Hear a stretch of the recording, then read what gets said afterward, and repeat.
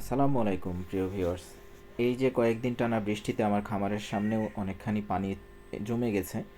তো রাত্রেবেলা আমি আমার খামারের সাধারণ যে কাজকর্মগুলো থাকে সেগুলো করার জন্য এসেছি, সেগুলোই আপনাদের মাঝে তুলে ধরলাম। প্রথমে আমি আমার কোয়েলের ঘরে এসেছিলাম। কোয়েলের ডিম যেগুলো পেড়েছিল সেগুলো একটা একটা করে তুলে নিচ্ছি আস্তে করে, যেন না ফাটে, কারণ কোয়েলের ডিম আসলে খুবই নাজুক। এগুলো ফেটে গেলে নষ্ট হয়ে যায় ডিমগুলো। সব ডিমগুলো তোলা শেষ হলে এরপর কোয়েলের ভিতরে যে খাবারের ট্রে, পানির ট্রে এবং যেগুলো দেওয়া ছিল সেগুলো আমি বের করে নিচ্ছিলাম, কারণ সেগুলো অনেক নোংরা হয়ে থাকে। সেগুলো রাত্রেবেলা যদি ধুয়ে পরিষ্কার করে না রাখা হয় তাহলে পরবর্তীতে সেগুলোতে আর কোনো কিছু দেওয়া যায় না। এরপর টিউবওয়েলে নিয়ে গিয়ে সেগুলো রীতিমতো ভালো মতো করে ধোয়ার জন্য নিয়ে গেছি। ভালো মতো ধোয়ার জন্য, প্রস্তুত করার জন্য সেগুলো সব কিছুই করছিলাম। আমরা একটা ধোয়ার যন্ত্র দিয়ে সেটাকে মুছছিলাম ভালো মতো। আস্তে আস্তে সবগুলোই সেটা পরিষ্কার করছিলাম। বাটিগুলো, পানির পট, খাবারের পট, যাবতীয় যা ছিল সেগুলো সবগুলোই ধুয়ে পরিষ্কার করে রাখছিলাম আর কি।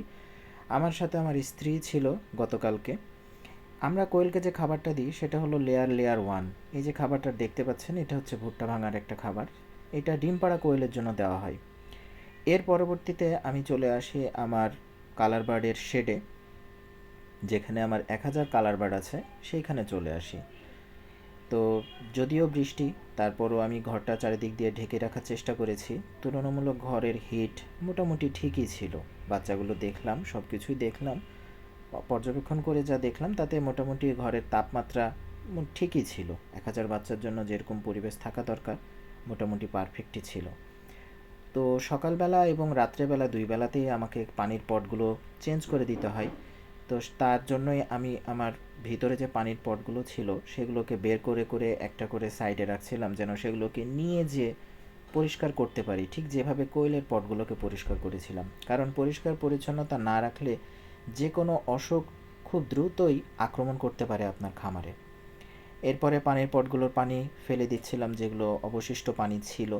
আমি আজকে আমার মুরগিকে থায়াবিন দিয়েছিলাম, যেটা B1 B2 রিবোফ্লাভিন গ্রুপের। এটা দিতে হয় বাচ্চা যেন কোনো প্রকার প্যারালাইসিস না হয়ে যায়। এরপর পটগুলোকে ভালো মতো পানি দিয়ে ধুয়ে নেওয়ার চেষ্টা করেছি। তারপর ভালো মতো ধোয়ার পরে পটগুলোকে ভালো মতো পানি দিয়ে এরপর লাগাচ্ছিলাম। খেয়াল রাখবেন, পানির পটের মুখ যদি ঠিক মতো না লাগানো হয় তাহলে কিন্তু সেই মুখ লিক হয়ে অথবা খুলে আপনার পুরো ঘর ভেসে যেতে পারে। এরপরে পানির পটগুলো একটা একটা করে নিয়ে গেছিলাম। আমার ভাগিনা আমার সাথে থাকে, কিন্তু সে একটু কাজের ব্যস্ততার জন্য গতদিন আমার সাথে থাকতে পারেনি। আমি আর আমার অর্ধাঙ্গিনী মিলেই কাজগুলো করেছি। তো আপনাদের মাঝে এই কাজগুলো তুলে ধরার উদ্দেশ্যই হচ্ছে আপনারা আপনাদের খামারে যেভাবে মুরগি, পাখি যেগুলোই লালন পালন করেন না কেন সেগুলো যেন ঠিকমতো করেন। এর পরবর্তীতে আমরা পানির পটগুলোকে জায়গা মতো রেখে দিচ্ছিলাম, এবং খুব সাবধানে রাখবেন। আপনারা রাখার সময় খেয়াল করবেন যেন পানির পট উঁচু নিচু বা একটু কম বেশি হেলানো না থাকে, কারণ একটু যদি হেলানো থাকে তাহলে পানির পটের পানিটা পড়ে পুরো ঘর ভিজে আপনার মুরগি অসুস্থ হয়ে যেতে পারে।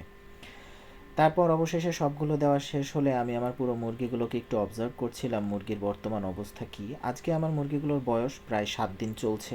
আমি রানীক্ষেতের ভ্যাকসিন দিয়ে দিয়েছি। আসলে সেই দিন যেদিন ভ্যাকসিন দেওয়া হয়েছিল সেই দিন কারেন্ট ছিল না, যার জন্য কীভাবে রানীক্ষেতের ভ্যাকসিন দিতে হয় এটা আপনাদেরকে দেখানো সম্ভব হয়নি। তবে আপনারা আমার আরও একটি ভিডিওতে ভ্যাকসিন সম্পর্কে দেওয়া ছিল, সেইখানে ভ্যাকসিন দেওয়া ছিল কীভাবে রানীক্ষেতের বা গাম্বুরোর ভ্যাকসিন দেওয়া হয়।